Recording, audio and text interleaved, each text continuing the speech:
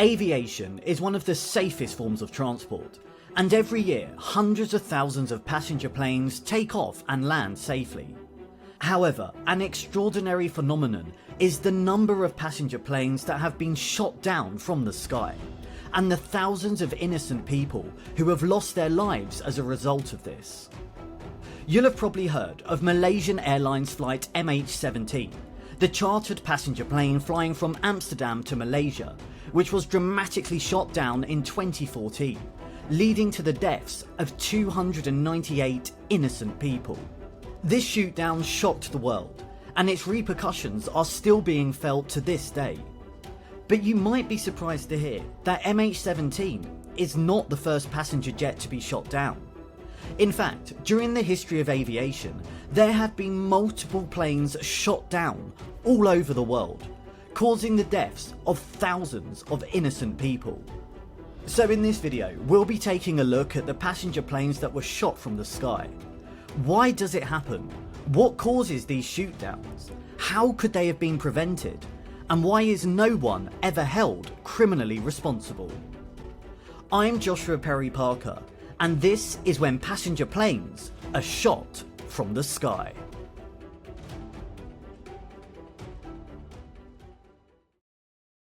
So let's start with MH17. MH17 was a Boeing 777-200. It was 17 years old and had been operated by Malaysian Airlines since 1997. On the 17th of July 2017, it took off at 12:13 local time from Amsterdam Airport Schiphol. Takeoff had gone smoothly, and the plane reached a cruising altitude of 33,000 feet. On board were 283 passengers. The vast majority of them, 193, were Dutch. According to the original flight plan, MH17 was due to fly over Ukraine, increasing its altitude to 35,000 feet around the city of Dnipro in eastern Ukraine. Dnipro Air Traffic Control would then seek clearance from Russian Air Traffic Control for the plane to continue its journey over Russia towards Malaysia. At 15:53, Dnipro Air Traffic Control made contact with MH17, and they sought clearance for the flight to enter Russian airspace. Russian Air Control granted permission, and all was fine. However, just a few minutes later, around 50 kilometers from the Russian-Ukraine border, the unimaginable happened. On the ground, a war is raging in the Donbass region. Ukraine has been at war with Russia since they invaded in February 2014. Russian ground troops and pro-Russian separatists have been fighting ever since. A BUK, a surface-to-air missile system developed by the Soviet Union, is in a field near the border. It's under the command of the 53rd Anti-Aircraft Missile Brigade. They have been closely monitoring the air for the last few days, and MH17 has just flashed up on their radar. On the ground, they likely believe that this is a Ukrainian AN-26 fighter jet. They take swift action. They prime their weapons and lock onto the aircraft. And then they launch the BUK missile towards the Boeing passenger plane. The missile travels at 3 times the speed of sound, making a beeline for the Boeing. The missile lines up to the left and above of the cockpit and is detonated. 800 preformed fragments explode from the missile and violently perforate the aircraft. The impact and the explosion quickly causes the cockpit and the business class section of the aircraft to separate at 30,000 feet. The plane starts to nosedive forcefully towards the ground, and the aircraft rapidly disintegrates as it free falls through the air. On the ground, the Russian forces celebrate. Igor Girkin, the leader of the Donbass separatists, reportedly posts on social media celebrating that they have just downed a Ukrainian fighter jet. For those on board, there is no chance of survival. Experts believe that most of them would have died within a few seconds of the missile exploding and the explosive decompression and freefall that occurred. However, it is possible that some passengers were still alive as the aircraft plummeted, and it was then the impact on the ground that would have killed them. An investigation quickly locates the debris and flight recorder, and it is quickly established that the plane has been shot down. Shockwaves are felt around the world. Russia was suspected to be the perpetrator, and a joint investigation team quickly gathers evidence. They track down the BUK responsible and conclude that Russian-backed forces were responsible. Russia denies any responsibility. The government of the Netherlands, acting on behalf of all those passengers killed, charge 4 people, 3 Russian fighters and 1 Ukrainian separatist, for the responsibility for the accident. They were all under the control of the Russian Federation. A trial takes place in their absence, and 3 are found guilty of murder. They are yet to be caught and remain wanted people. The Netherlands also intends to take Russia to the European Court of Human Rights for the tragedy. The case remains ongoing. At the time of making this video, nobody has yet been caught or imprisoned, and the families of 298 people remain without justice. The question is, why on earth was this passenger plane flying over a war zone? In fact, in the days leading up to the tragedy, multiple Ukrainian aircraft and helicopters had been shot down, in and around the same airspace that MH17 was travelling in. Indeed, 2 months before the shootdown, the International Civil Air Association had warned commercial airlines that there was a significant risk involved in flying over southeast Ukraine. However, 37 airlines, including Malaysian, continued flying over eastern Ukraine, in the height of a war, when jets were being downed left, right and centre. In fact, even Russia restricted aircraft flying in the airspace below an altitude of 53,000 feet, effectively shutting off the route to commercial passenger jets. However, this was not noted by the automated system of Malaysian Airlines, and the route was not changed. Ukraine imposed restrictions for flights flying under 32,000 feet, but did not consider closing the airspace to civil aviation completely. And so, this is a tragedy that could have been prevented. There is no doubt that the Russian-backed forces are responsible for these horrific deaths. However, there is also an uncomfortable truth that Malaysian Airlines holds some responsibility for allowing a commercial passenger jet to fly straight through an active war zone. Iran Air Flight 655. On the 3rd of July 1988, Iran Air 655 took off from the capital of Iran, Tehran, destined for Dubai International Airport in the United Arab Emirates. The aircraft was an Airbus A300, and on board were 290 people, the majority Iranian. It was a short scheduled passenger flight, with a duration of just 28 minutes. The takeoff went smoothly, and the plane reached its cruising altitude of 14,000 feet, much lower than many commercial aircraft fly at, but logical given the very short flight time. The flight proceeded down an air corridor destined for commercial flights towards its destination. On the ground, the Iran-Iraq War has been raging since the 1980s and had expanded in later years to include air attacks on oil tankers and ships. There have been a series of attacks on ships in the area, including on neutral ships. There has also been an attack on the USS Stark, a Navy frigate, which had killed 27 Americans. In response to this, the US Navy has moved into the Persian Gulf to provide protection for all neutral ships passing through the area. It is in this context that the passenger plane Iran Air 655 flashes up on the radar of the USS Vincennes, a missile cruiser which is patrolling the area. Immediately after the plane takes off, the US warship starts tracing it and starts to monitor its flight path. The plane is transponding a Mode 3 squawk code. This is typical of civilian aircraft and identifies it as a passenger plane flying through the area. However, on the sea, the US Navy are about to make a catastrophic error. Despite the plane transmitting a civilian signal, the USS Vincennes incorrectly identifies it as a potential military aircraft. In the control room, the US Navy attempt to contact the plane, both on the civilian and military radio frequency. They try 10 times to contact the plane, but do not get a response. They therefore start the process to launch a missile into the passenger jet. At 10:24 and 22 seconds, USS Vincennes fires two SM-2MR surface-to-air missiles into the passenger plane. The first missile hits the airliner at 10:24 and 43 seconds at a range of 8 nautical miles, and the second missile intercepts the airliner shortly after. The plane disintegrates immediately into 3 pieces, and soon it violently falls out of the sky and crashes into the sea. All 290 people on board are killed. On board the ship, they celebrate. The US believe they have brought down an Iranian F-14 fighter jet.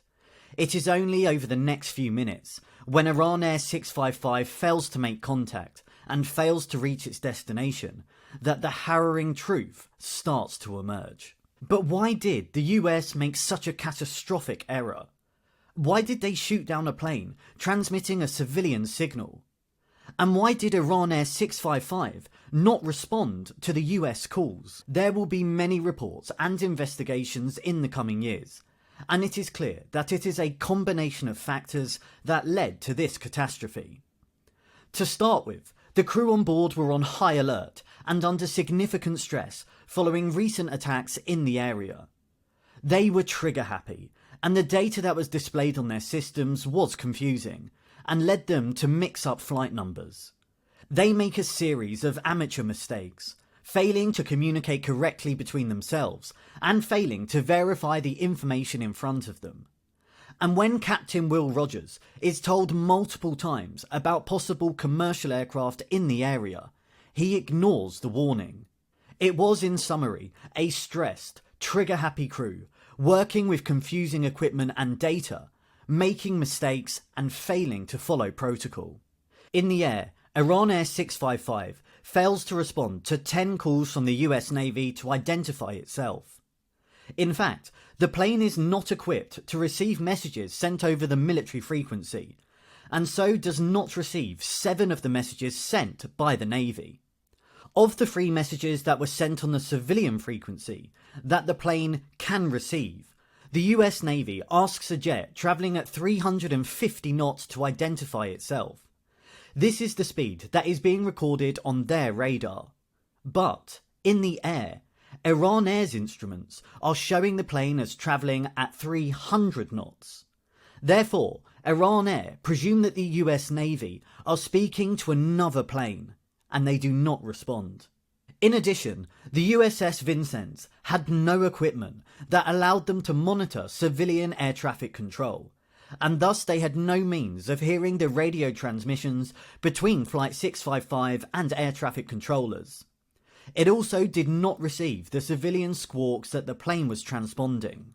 And finally, while it is clear that the US is responsible for this tragedy, and that the plane did nothing wrong but followed the correct commercial air route, Iran must take some responsibility for allowing a civilian jet to fly at a low altitude in close proximity to hostilities. The incident caused international controversy and damaged relations between the US and Iran for many years. Inside Iran, the shootdown was seen as a deliberate attack by the United States. This incident, even today, is ingrained in the Iranian psyche and even features on postage stamps. In February 1996, the US agreed to pay Iran $131 million in a settlement to discontinue a case brought against them in the International Court of Justice, effectively closing the case. However, no one in the US military has ever been held criminally responsible for this incident, and the incident lives on in Iranian memory, acting as a grim reminder of the dangers of commercial aircraft operating routes close to hostilities. Korean Airlines Flight 007. On September 1st, 1988, Korean Air Flight 007, a Boeing 747, departed from Gate 15 at New York's JFK Airport, bound for Seoul in South Korea. On board were 246 passengers and 23 crew. The majority of them were South Koreans and Americans. The plane takes off and ascends to its cruising altitude. In the flight deck is Captain Chun Byung-in. He's a hugely experienced pilot, with over 10,627 flight hours under his belt. However, just seconds into the flight, the plane starts to deviate from its designated flight path. This was due to the pilot leaving the aircraft autopilot in heading mode, as opposed to switching it to INS mode. The heading autopilot mode means that the aircraft maintains a constant course towards a set destination point, which in this case had been set by the pilot shortly after takeoff. The INS mode, however, maintains the plane on lateral course lines between pre-programmed waypoints all the way to the plane's destination. In this case, the crew should have switched the autopilot from heading mode to INS mode to ensure the plane was sticking to its programmed route. However, they accidentally left the autopilot in heading mode, and so the plane started to diverge from its planned route. The plane started by being a few miles off route. However, as the flight progressed, it became 60 miles off, then 100 miles off, and by the time it reached Russian territory at the Kamchatka Peninsula, it was 160 miles off route. And it was here that the tragedy occurred. In 1983, the Cold War between the United States and the Soviet Union had escalated, and the Soviet Union has become increasingly fearful that the US is planning a preemptive nuclear strike against them. In response to this, the Soviet Union created a program codenamed Operation Ryan that was set up to detect any potential nuclear attacks from the US. And now, an unidentified aircraft has entered Russian restricted airspace. The Soviet Union fear that this could be an incoming nuclear attack. The commanders on the ground take swift action, and they scramble 4 MiG-23 fighters to intercept the Boeing 747 passenger plane. In addition, the radar at the Kamchatka Peninsula has been knocked out by gale winds, meaning that the Soviet Union only spot the aircraft at short notice, making the need to take action even more pressing. In the air, the Soviet jets attempt to make visual contact with the plane. However, as it is now nighttime and pitch black, they are unable to see that it is in fact a passenger jet. Even if they had spotted that it was a Boeing, it's possible the shootdown would have still happened, as the Soviets believed that the US might be disguising military equipment in a passenger plane. On high alert, one of the Soviet fighters fires warning shots from its cannon. However, Korean Air doesn't see or hear them and continues with its route. On board the Boeing, the pilots are oblivious to what is going on around them. They are completely unaware that they're hundreds of miles off course and that they have in fact entered into restricted Soviet airspace. The pilots contact air traffic control and ask to ascend to a higher level for reasons of fuel economy. The request is granted and the Boeing ascends and slows down. This move is interpreted by the Soviets as the plane trying to evade the military aircraft, and now, firmly believing that the passenger jet is an American fighter jet potentially containing nuclear weapons, the order to shoot down the aircraft is given. At around 1826 local time, 2 K-8 air-to-air missiles are fired into the passenger plane. Unlike the other shootdowns we have seen, the impact of the missiles on the aircraft was not immediate. The plane did not break up, explode or nosedive into the sea. Rather, it remained intact for nearly 10 minutes and continued flying. The missiles caused piercing to the fuselage and caused a rapid decompression of the cabin. However, there would have been time for the passengers and crew to put on oxygen masks, and so it's unlikely that any passengers died from the immediate missile impact. The missiles, however, knocked out some of the plane's hydraulics, making the jet difficult to control, and the plane started to oscillate. The crew retained limited control of the aircraft for around 5 minutes. However, they gradually lost all control, and the plane began to descend and eventually started nosediving and spiralling downwards. The aircraft then disintegrated in mid-air before crashing into the ocean. All 279 people on board were killed. In the weeks and months following the shootdown, There was a bitter row between the US and the Soviet Union around who was responsible for the incident, as well as who should lead the investigation of the crash site. It is not until years later that we will finally find out the details that led to its downing. What is clear now is that it was a simple autopilot error, a single switch on the Boeing 747 that, in the height of the Cold War, led the Russians to believe that they were under attack. And believing this, the outcome was tragically inevitable. Ukrainian International Airlines Flight 752. Ukrainian International Airlines Flight 752 was a scheduled passenger flight operated by the Ukrainian flag carrier. The plane was a Boeing 737-800, flying from Tehran in Iran to Kyiv in the Ukraine. On board were 176 people. The majority of passengers were Iranians, with a significant number of Canadians on board as well. The plane took off on the 8th of January 2020, 1 hour behind its schedule. The plane began to steadily climb over Tehran. The pilots activated the autopilot and sat back, and the plane followed its regular route. However, it was just 3 minutes after takeoff that catastrophe would occur. The airspace over Iran is quiet. As a result of the ongoing political crisis in the Persian Gulf and the heightened political tension between the US and Iran, the US Federal Aviation Administration has banned all civilian aircraft from flying over Iran, Iraq, Oman and the Persian Gulf. Several other airlines have followed suit, including Air France, KLM, Emirates, Singapore Airlines and Qantas, who have all spent time rerouting their passenger planes from flying over the region. In the back of everyone's minds is the downing of Malaysian Airlines Flight MH17, which was shot down only a few years before this incident. However, not all airlines reroute their flights away from the area, and so there is still a small number of commercial airlines in the sky. This includes Ukrainian International Airlines, the flag carrier of Ukraine, who are still operating flights in the area. And so, just 1 minute after takeoff, the plane is spotted by the Islamic Revolutionary Guard Corps, a branch of the Iranian armed forces.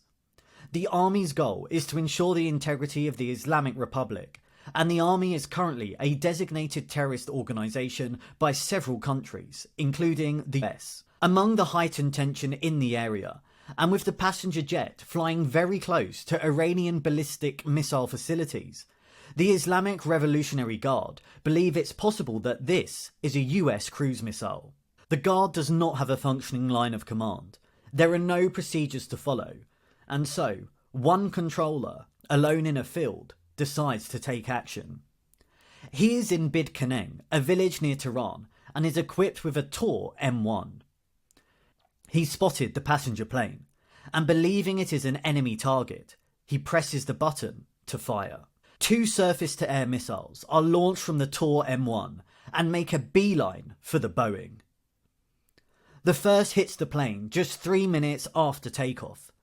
The missile knocks out the plane's transponder, and the pilots struggle to maintain control of the aircraft. 23 seconds later, the second missile hits the aircraft, causing the aircraft to veer to the right and catch fire. The pilots were likely still alive after the plane was hit, but quickly lose control of the aircraft, which, in flames, comes crashing down to the ground. The plane is completely destroyed upon impact, and all on board are dead. In the aftermath of the crash, the Iranians initially deny any responsibility.